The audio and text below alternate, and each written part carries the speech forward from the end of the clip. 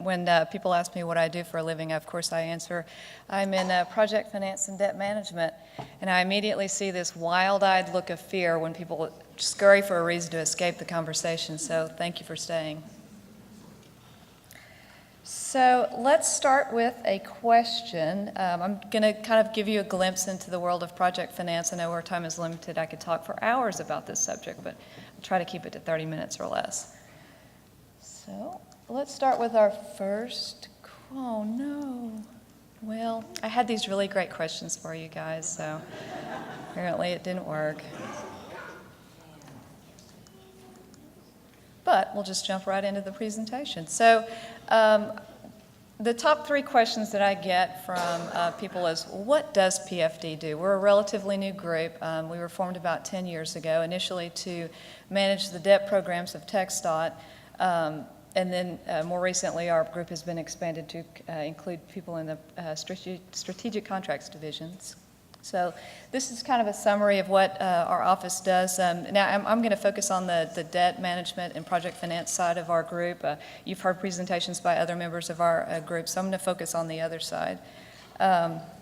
Currently we manage 3 statewide debt funding programs, the Texas Mobility Fund Bond Program, the State Highway Fund Revenue Bond Program, and the Highway Improvement General Obligation Bond Program. Those are statewide funding sources. They provide funding for projects all over the state. Then we have our toll revenue financing enterprises, and some of the examples of those are the Central Texas Turnpike System in Austin, the Grand Parkway System in Houston, and we also have 2 that are in development, the I-35E Managed Lanes project and the SH-183 Midtown Express project. Both those are located in the Metroplex. Our group also manages some other programs. The programs for which TxDOT is a borrower is our cash management program. We have the ability to borrow on a short-term basis if the revenues in the fund are insufficient for just daily fluctuations based on varying inflows and outflows. We also act as a conduit issuer for private activity bonds that are used with our concession or our P3 projects. We also administer the TIFIA loan program. We're the office responsible for, with assistance from our other Office of General Counsel and some other groups to assist us in obtaining TIFIA loans. TxDOT is also a lender. Our state infrastructure bank program has been around for about 20 years. To date, there have been 108 loans made. 36 of those loans are still outstanding. Almost $600 million in loans have been made to eligible entities to fund or to finance transportation projects around the state. We also administer the toll equity program and then a couple of other programs, the pass-through financing program. There are currently 41 pass-through agreements ranging in terms from 4 to 20 years. And that program roughly equates to $1.3 billion in payments. And the last program that we monitor and manage is the Transportation Reinvestment Zones. That's actually a program that local entities will use, but we kind of help them navigate the process of that. So let's talk about the Mobility Fund just a little bit. The Texas Mobility Fund was approved by the voters in 2001 under Proposition 15. The bonding capacity is currently $7.4 billion. Bonds are repaid with the funds or the revenues dedicated to the fund, and those include driver's license fees, driver record information fees, certificate of title fees, and vehicle inspection fees. So those revenues are dedicated to the fund, and with the revenues, with the repayments, we are able to issue debt secured by those repayments. That fund does actually carry the highest credit ratings, AAA by Moody's, S&P, and Fitch. Those revenue bonds actually carry the general obligation backstop of the state of Texas, which means that if revenues to the fund are insufficient to pay debt service, the state's general revenues will pick up the difference. Next, we have our State Highway Fund revenue bonds. Those are bonds secured by the revenues of the Highway Fund. Those bonds were approved by the voters in 2003. Bonding capacity is set and limited in statute to $6 billion. $1.2 billion of that program was specifically dedicated to safety projects. That was very important to the author. The bonds are repaid with the revenues dedicated to the highway fund. Some of the major sources of revenues include, of course, the motor fuels tax, vehicle registration fees, and federal reimbursements. That program also does carry the highest credit rating by Moody's and S&P. We do not have a Fitch rating on that. It's AAA. And our third program is the Highway Improvement General Obligation Bond Program. It's the newest program passed by the voters in 2007. It is also limited in statute to $6 billion. The bonds are repaid solely with the general revenues of the state. All but about $700 million has been issued thus far. We expect to make that final issuance next week. It too carries the highest credit rating with AAA. I point these programs out because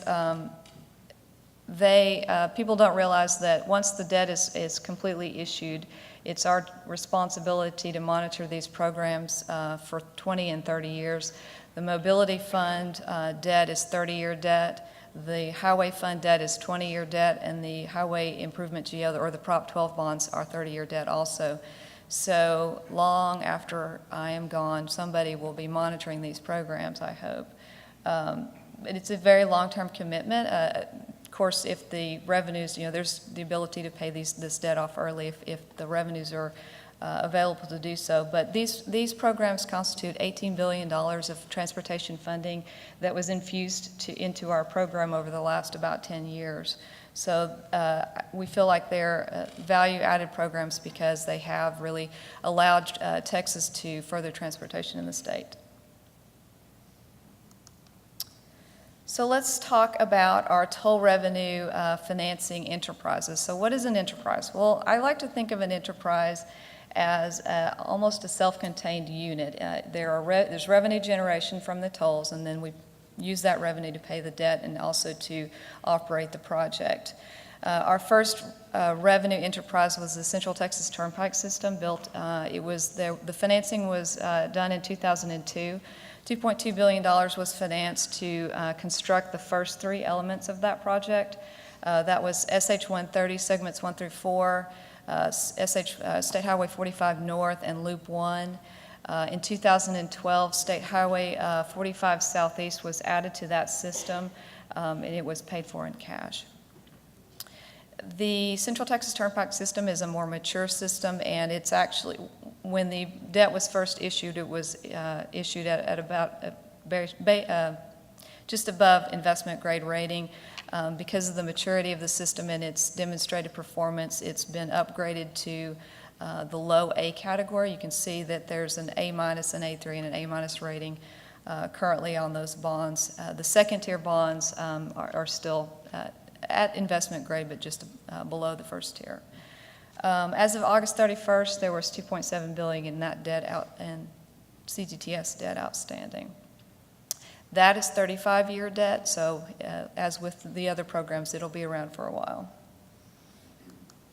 Our other enterprise system is the Grand Parkway system. As you know, or as many of you know, there's many segments of the Grand Parkway, and we're trying to develop those as quickly as money is available.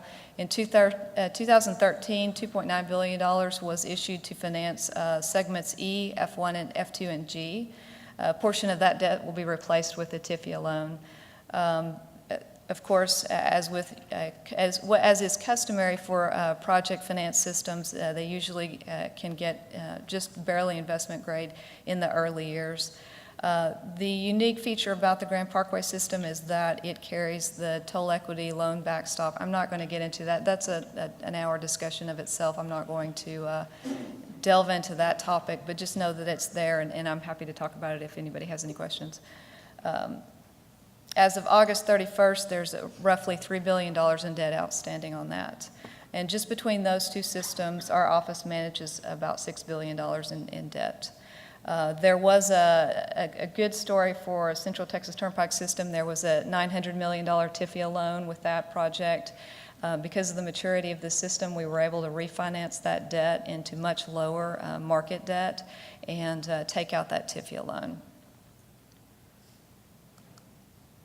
So this is just an illustration of what a revenue system, the debt service and the operating expenses and the revenues. It just kind of gives you a glimpse into how we structure the debt.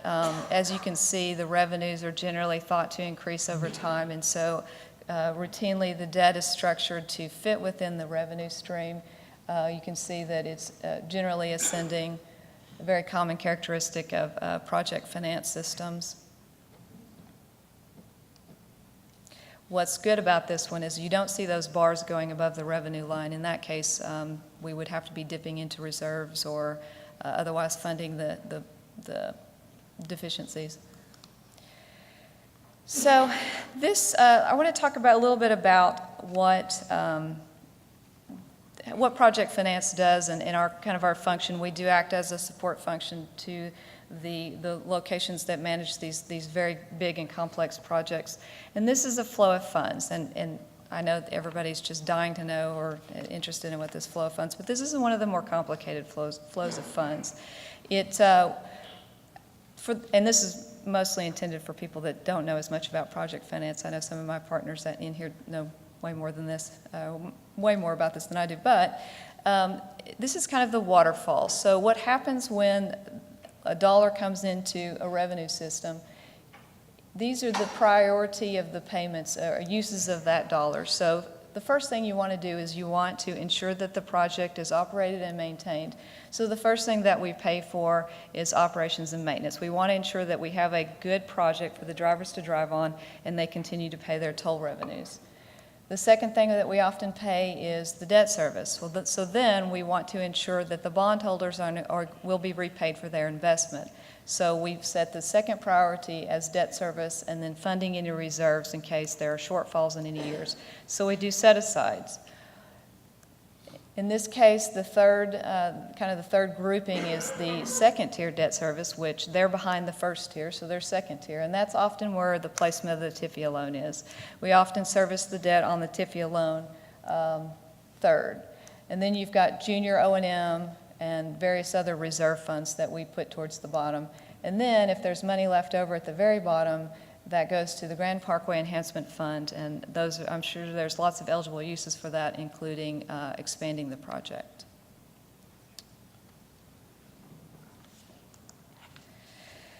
So this, I think, is a good chart because it gives you an idea of the complexity that comes with a project financing. So let's start with the number one is the counties in which the project is located. So there are 7 counties in which this project is located. And you have TxDOT in the middle, the TxDOT and the Commission act as the middle. To the left of the matrix, you see that, and this is very routine of any project, regardless of whether or not it's tolled or not, you have your design-build agreements to actually build the project. These are the project development agreements. And then you've got your toll integrator. On the right side, and this one is particularly complex because you've got this kind of sister entity of TxDOT, the Grand Parkway Transportation Corporation. So between TxDOT and the corporation, you have various agreements. TxDOT cannot lend to itself, so it created this corporation so that it could lend, do a toll equity loan agreement to itself. But that just adds a layer of complexity. And then you've got commitments from the corporation to the bondholders. You've got the first tier bondholders, you have TIFIA, and then you have various commitments to the rating agencies. All this to be said that we want to ensure that everybody's on the same page with respect to what is happening within the corporation or within the project. We need to ensure our office is there to support so that if there are decisions to be made over here, they are the commitments that are made on this side are contemplated, and we ensure that we have a very rounded approach to the decision making. We have continuing disclosure requirements. We have, because we issue public securities, we have we're regulated by the SEC and the IRS, so there are lots of regulations that we have to comply with, and so it's very important that we understand what decisions that are made throughout this matrix. And so our office is kind of charged with trying to coalesce all those various activities and ensure that we comply with our commitments on all ends. There was a really good question there. All right, so let's talk about TIFIA, and I'm going to try to wrap this up rather quickly. So TIFIA is a federal loan program established in 1998. It's been around also about 20 years. There are really 3 distinct phases within the TIFIA process. If you look on TIFIA's website, they'll tell you that the initial review takes about 30, well, they're required to respond within 30 days. They do a creditworthiness review just to make sure that the project's eligible. They say it takes 45 to 90 days. And then they actually review the application, which can take about, I think they're required to respond within 90 days. But this is really what it looks like. This is what, and this is by no means all of the activities that occurred, but this is what I see as an optimistic approach to obtaining a TIFIA loan. It'll take about 18 months. One of the most frequent questions I get is, Jennifer, why hasn't your TIFIA loan closed? Well, this is why. As you can see, this timeline starts with the point at which we get an investment grade TNR study, and as you know, there's a lot of time that goes before that. So this is a very small picture of the project finance window. But we start with the investment grade TNR. This is the eligibility review. What TIFIA doesn't put on their website is that they then have to go procure their advisors, and that takes a few weeks. And then we can actually start into the creditworthiness review stage. They estimate 3-4 months on that. I have a project that I've been working on for a couple of years now. So it can take, there's no limit on the time in which it takes to do that. There's no time frame set in statute, so it just takes as long as it takes. And just a few of I'm going to highlight just a few of the steps went in here.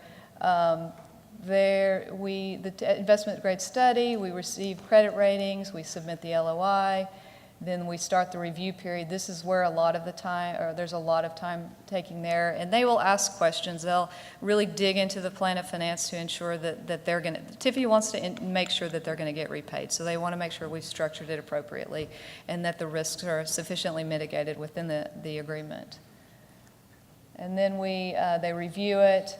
Then this is the loan agreement drafting, and that can take lots and lots of time. And then at the point that we can actually close and receive loan proceeds, I would estimate 18 months. Sometimes it can go quicker, sometimes it can go longer, but about 18 months is a good proxy for that. And there was another really great question here too. But so I will open it up for questions. I know we're running short on time. Okay, so my question here is, now I remember it. How many TIFIA loans have been obtained within Texas as of right now? Does anyone want to venture to guess? 20. Good, very good. 11. So as you can see that TxDOT's been a very frequent user of TIFIA loans in Texas, the first loan being this in 2002. As you can see, some of our other partners have also used TIFIA, CTRMA and NTTA. As with some of the developers on these projects, they've utilized TIFIA. It's a very good low cost of borrowing, so we find it's a very useful tool. And then my next question was, how many total TIFIA loans? Anybody want to guess on total number of loans in the 20 years? Okay, nobody. 62 TIFIA loans since the program's inception. You can see that Texas leads the pack with 11 loans total. Next is California at 9, and then Florida at 6. Now this is as of this month, so I know there's many in process as well. And then I'll open it up for questions. Anybody have any questions? Go ahead. Can you comment on the interest rate being paid to the bondholders? Sure. For your $18 billion in debt? Yeah, absolutely. So because those programs carry very low or have the highest credit ratings, they have very low interest. Each program is different, and the way the debt is structured causes the average interest rate to be different. 30-year debt is more expensive than 20-year debt. But generally, I'd say that a lot of that debt runs in the 4% or less range. That was my question also. In the context of the 100-year history of TxDOT, is this one of the lowest interest rates in the history of TxDOT? I would say so. I haven't been around the entire 100 years, but in my tenure, I'd say we've been very fortunate that the legislature gave us these tools in the early 2000s because we've been in a just incredibly low interest rate environment, and so we've had great success. Better to be lucky than good, right? We've been very fortunate to issue debt in a very low interest rate environment, and so we've locked in some very low rates, lower than, perhaps the inflation rate. So we've been very fortunate, yes. Other questions? You mentioned one of the projects was refinance Mm-hmm. to clear the TIFIA loan. Was the reason to keep the TIFIA cap so you can get more TIFIA loans? And what was the level of effort in doing the refinance, and how did that affect the refinance costs? Okay, so the refinancing was our Central Texas Turnpike system. The debt was issued in 2002. I believe the interest rate on that TIFIA loan was 5.51%. As you know, I think I checked the TIFIA rate a few days ago. The TIFIA rate's down in the 2.3% range. I don't know where it is exactly, but because the system received an upgrade, this was back in 2015, the system had received upgrades to the low A category, and the higher the credit rating, the better, or the lower the interest rate. So we were able to refinance a lot of the debt and take out the TIFIA loan. The TIFIA rate was 5.51%, which in interest rate environment is pretty high, even for low A grade credit. So we were able to take out that 5.5% debt and replace it with much lower debt. I'm sorry, did I answer all your questions? Okay. Any other questions? Given the low interest rate environment right now and the length of time it takes to get TIFIA, is TxDOT still interested in the TIFIA program? Yes, thank you. Absolutely, we are. I mean, it does take a long time, and it's a huge lift by our office and other offices in our group or other offices at TxDOT. But we feel like with an interest rate of 2.3% or anything sub 3 is so much cheaper than market debt at triple B minus credit that it is absolutely worth the level of effort. And we're currently pursuing TIFIA loans for the 35E Managed Lanes project in Dallas and the 183 Midtown Express project. So yes, it is work, and it's a time commitment and requires resources from TxDOT, but it's hard to pass up cheap debt because what we don't have to pay back in TIFIA, we can put back into transportation. So thank you. Go ahead. So, you've got a lot of good information today about the Grand Parkway and how it's structured, the debt is structured, and the complex, flow of funds and the various agreements and how the arrangement works. What's going to happen with, you have a procurement underway for Grand Parkway segments H and I. Is that going to be part of the Grand Parkway, structure, or is it going to be a separate system, or how's that going to work? Well, unfortunately, we don't have the Grand Parkway expert here, and I'm a little afraid to answer questions outside of my swim lanes. I believe that the Commission and the Transportation Corporation, the governing body of the corporation, will make a decision to either put that in the system or not. There is a concept of system financing, and I like to think of system financing as my kids aren't capable of going out and getting a job and paying their portion of the mortgage, and so I, as the good parent that I am, I say, oh, you know what, I'll do that for you. So we kind of, sorry, I always think of me, but we, are able to, we provide for those pieces that aren't self-sustainable. So I would imagine that the corporation will probably look at future segments of I think that's kind of what the thought process, I can't speak for the corporation or the commission, but it is envisioned to be a system, and in system financing, you look at future segments and you take the revenue that's generated within the system in the corridor to try to develop future pieces of that. So I'm sure that's on their mind.